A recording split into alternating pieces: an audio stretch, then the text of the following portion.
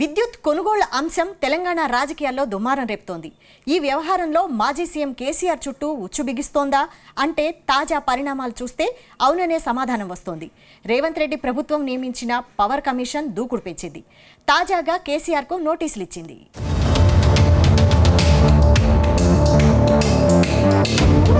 తెలంగాణలో కాంగ్రెస్ ప్రభుత్వం ఏర్పాటయ్యాక సీఎం రేవంత్ రెడ్డి ప్రత్యేక దృష్టి సారించిన అంశాల్లో విద్యుత్ ఒకటి. విద్యుత్ కొనుగోళ్లలో అవకతవకలు జరిగాయని భావించిన రేవంత్ సర్కార్ ఈ వ్యవహారంపై విచారణకు ఆదేశించింది. ఇందుకోసం జస్టిస్ నరసింహారెడ్డి కమిషన్ను ఏర్పాటు చేసింది. ఇతర రాష్ట్రాల్లో కొనుగోలు చేసిన విద్యుత్ కాంట్రాక్టులపై నిగ్గు తేల్చాలని ఆదేశించింది.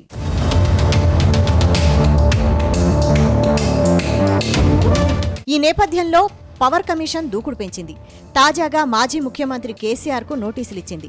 బీఆర్ఎస్ ప్రభుత్వ హయాంలో ఛత్తీస్గఢ్తో జరిగిన విద్యుత్ ఒప్పందాల్లో ఆయన పాత్ర ఏంటో తెలియజేయాలని ఆ నోటీసుల్లో కోరింది. దీనిపై జూన్ 15లోగా సమాధానం ఇవ్వాలని కోరింది. అయితే సమాధానం ఇచ్చేందుకు జూలై 30 వరకు సమయం కావాలని కేసీఆర్ కోరినట్లు సమాచారం. అటు కేసీఆర్ ఇచ్చే వివరణను బట్టి కమిషన్ తదుపరి చర్యలు ఉండనున్నాయి. ఆయన సమాధానం సంతృప్తికరంగా లేకుంటే విద్యుత్ కమిషన్ నేరుగా విచారణకు పిలిచే అవకాశం ఉంది.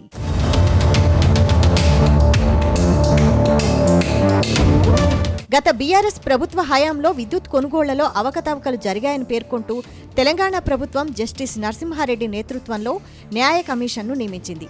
ఈ క్రమంలో కమిషన్ విచారణ చేపట్టింది. గత 2-3 రోజులుగా బీఆర్ఎస్ హయాంలో పనిచేసిన కొందరు అధికారులను విచారణకు పిలిచి పలు కీలక అంశాలపై ప్రశ్నించారు. సోమవారం మాజీ సీఎండీ ప్రభాకర్ రావును విచారించిన జస్టిస్ నరసింహారెడ్డి తాజాగా మాజీ సీఎం కేసీఆర్కు నోటీసులు పంపించింది.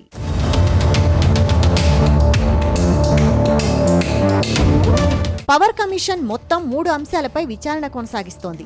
యాదాద్రి భద్రాద్రి విద్యుత్ కేంద్రం నిర్మాణం, ఛత్తీస్గఢ్ విద్యుత్ కొనుగోళ్ల ఒప్పంద విషయంలో గత ప్రభుత్వం అనుసరించిన విధానాలపై ఆరా తీస్తోంది. టెండర్ల ప్రక్రియ లేకుండా ఒప్పందాలు జరిగాయని పేర్కొన్న కమిషన్ 25 మందికి నోటీసులిచ్చింది. ఛత్తీస్గఢ్ నుంచి భారీగా నిధులు ఖర్చు చేసి విద్యుత్ కొనుగోలు చేసినట్లు కమిషన్ గుర్తించింది.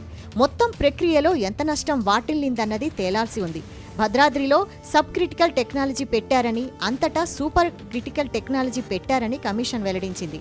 యాదాద్రిలో నామినేషన్ బేస్లో ఇచ్చారని తెలిపింది. మొత్తం మీద తెలంగాణలో విద్యుత్ కొనుగోలు అంశం పెను దుమారం రేపుతోంది.